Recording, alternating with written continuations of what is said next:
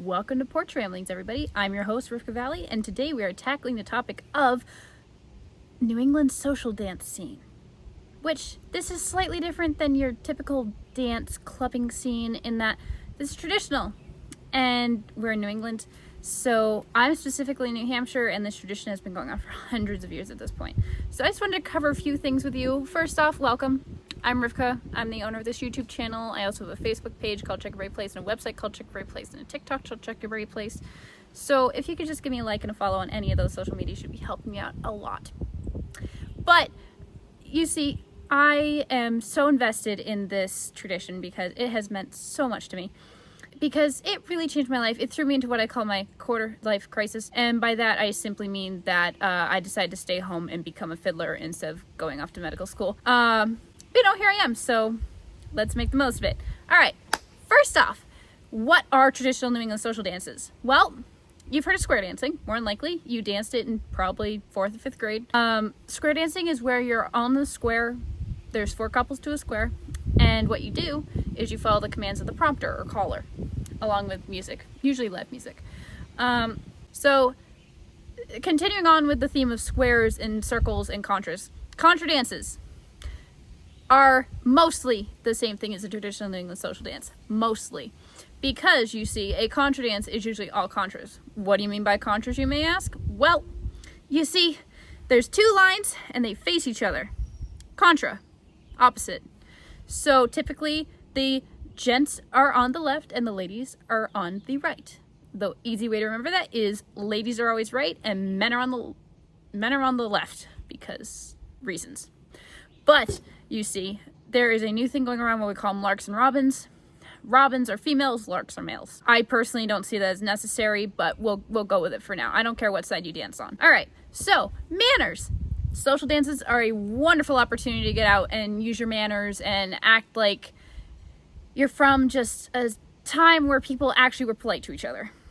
My generation, especially Generation Z, like the millennials, Gen X, that sort of generations missed out on sort of the whole social scenes, really, because you see, they really didn't have like roller skating rinks particularly or anything like that. It had started sort of kind of dying out. Essentially, it's a way to promote yourself in a way that encourages confidence in yourself. So you have to be confident in yourself. I personally hold to my 1887 Victorian etiquette manual in that I do not ask other males to dance unless I know them well. Secondly, you do not have to know anybody to come to these dances. You do not have to bring anybody. You can come by yourself and nobody minds. The thing is that when you're by yourself, you get to dance with a whole lot more people. And you can bring a partner. Wonderful outing for couples. But you see, you don't have to. And that's the glory of this, which I think is so amazing. I personally go to a lot of dances by myself or with my mentor, but, you do you. Just come to these dances. That's all I'm encouraging you to do. So they're also a lot of fun. If you can walk, you can dance. And the thing is, you get told what to do. There's none of that awkward sort of bebopping around that a lot of, your typical clubbing scene would have. You're being told what to do. And you also have wonderful live music most of the time. And so it's just a really great way to get out and enjoy yourself. So my generation and the generation before mine, Generation X, all the people around who are in like their late teens to early 20s to mid 20s are struggling socially. At least it seems to be so, because I never see any out and about. I may not be in the hot spots for those social activities, but getting back to my original point, the COVID generation needs to come out. They need to emerge like the cicadas. So we actually don't have cicadas here yet, but I'm sure they'll get here.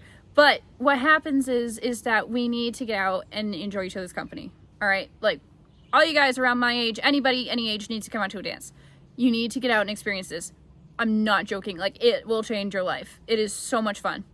You don't have to worry about anything else. Just dress up a little bit, go out to a dance, just feel it out. You don't have to dance that much. You can say no.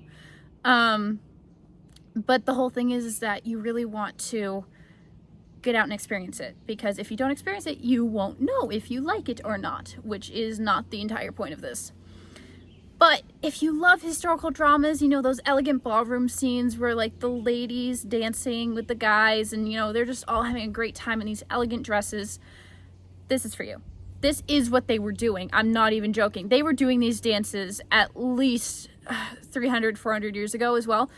The way we do them now is pretty much exactly the same. So it's not a huge deal. I'm going to insert a clip here of a typical dance. This particular dance was done at Peterborough, New Hampshire. This is a very typical example. You can see the people moving, you can see people having fun. Enjoy.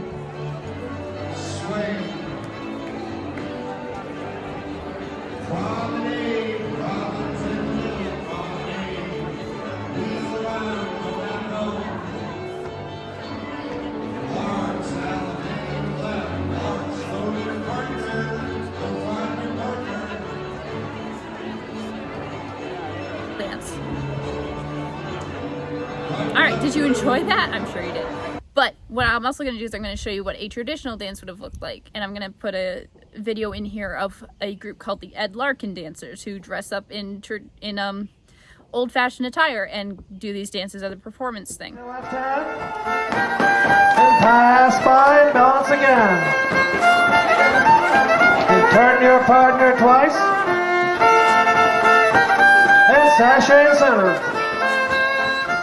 Alright, so if you're a live music buff, come out. We have live music. There's barely any recordings anywhere. So what you need to do is you need to come out to a dance. Please. We would love to see you out there. Everybody would love to see you. Not joking. Everybody's super excited to get to know people and like drag people in. I remember my first time going to a dance and I was so nervous, and people would walk up to me and be like, hey, you know, you want to come dance with me? I can show you a few things. You're new, right? And I'm like, yeah, and you know, I haven't been dancing long, and you know, I don't really know what I'm doing, so I'm sorry in advance. And they're like, oh, no problem. You know, you just get pushed or shoved around gently until you find out what you're doing. Which is exactly what happens and why you should not be worried. Just be willing to put your hands on people firmly and respectfully, but still put your hands on people. Expect to be touched, etc. This is a social gathering. All right, so some basic guidelines. You're wondering, why would I come out to a dance? Why would I do that? What makes me want to do that? How do I do this? Where do I find them? We'll be going into these things more in detail. But for now, what we're going to do is we're going to go over some basic guidelines I like to tell everybody. First off, dress up a little bit. Make yourself feel confident. I find that if you have more skin covered, it's easier and less awkward for people to touch you, because then they're not touching your bare skin and your sweaty skin. You know, it just gets kind of gross. Secondly, it just makes you feel better about yourself. Dress up a little bit. Pretend you're in a Regency ballroom. Just have fun with it. Don't be afraid to dive in, is my second thing. Don't be afraid to dive in. People are so willing to help out. People are so willing to just do things and help you feel comfortable in this environment. They're there to help you. Not joking. Ask anybody there who looks like they've been dancing a long time. All right, number 3, this is important. Wear shoes that have a little bit of slip to them. You know those shoes that like you don't wear typically in the winter because they slip all over the place? Those ones are perfect if they're comfortable. You can wear sneakers. I would highly recommend like more dressy sneakers so they have a little bit more of a slip to them, because it's really hard to dance if you're stuck to the floor. I am somebody who bought a pair of Walmart sneakers to dance in, which I have now switched out. Don't do that. All right. Fourthly, bring a water bottle, because stay hydrated, please. I'm an EMT as well. Do not pass out on the floor, please. Perfectly okay if you do, perfectly okay if you need to go sit down, but please bring a water bottle, stay hydrated, because this is a lot of work. You're gonna be sweating, you're gonna be moving. So why don't you just bring a water bottle, be on the safe side. Fifthly, be friendly. Just be friendly. Show yourself friendly. Show yourself willing to learn. Just do that. Thanks. And if you can walk, you can dance. Do not worry about being super graceful or anything else. Nobody is. All right, nobody is the first couple times I dance. I was a horrible sort of stiff-looking dancer when I first started. Now I have learned to be smooth because I have immersed myself in this world for a while now, and now I can dance with a degree of smoothness that I have learned from older dancers. All right, you do not have to bring a partner. You don't. Not necessary. You don't need them. You can go by yourself. There will be people. If not, you can just watch. It's really okay. You will find somebody, I promise. And you switch around partners. There's no stigma attached with dancing with people. There's no stigma attached with anybody. There's no stigma attached to anybody dancing with anybody multiple times or whatever. You switch around. This is a social outing. This is not a dating service. Okay? Fabulous. All right. So you can just take a deep breath. It's okay. And I would highly encourage you to go out and do a dance. Genuinely. Please find a dance near you. Search up contra dances near you or look on your local Facebook pages. Find a caller in your area. Contact them. Just find a dance and go to it. I don't care where in the country you are, in the USA or overseas. If I have any of those viewers, I don't think I have very many subscribers at this point. I think I have 53. But I'm going to be talking a lot more about these topics in depth in coming episodes of Porch Ramblings. But this is what it is. It's an informal way for me to share my information and input ideas.